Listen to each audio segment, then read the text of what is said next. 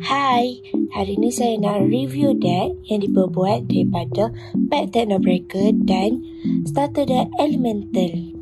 Saya gunakan kad Hangkasa dan dia automatik menang jika kad retaka ada di zon menang atau kalah. Jadi kita kena masukkan kad retaka. Dan di antara 5 ni ada 3 kad retaka yang perlu syarat untuk gunakan. Ini perlu gunakan kad retaka atau bobo solar. Dan ini kad retaka atau bobo gempa. Dan ini kad retaka atau bobo halilintar.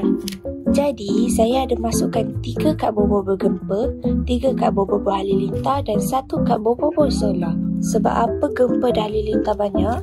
Sebab saya ada masukkan 2 kad bobo gentar.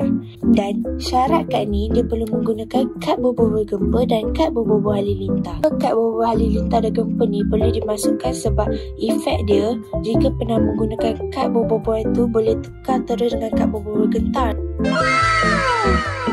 Ini dia kad aktif lain yang saya masukkan. Bobo Bliss, attack tambah 40 jika kad jenis Bobo Boy ada di zon menang atau kalah. Memandangkan kita ada banyak kad jenis Bobo Boy. Dan ini kad aktif yang lain.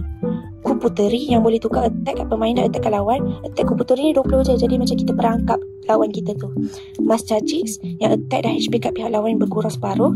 Dan Adudu, Influenzo, Mas Mawais, Panglima Pairapi, Satria Anta dan Panglima Pairapi lagi. Dan saya ada bawa 6 kad sokongan. Hammer Gentar, attack tambah 60.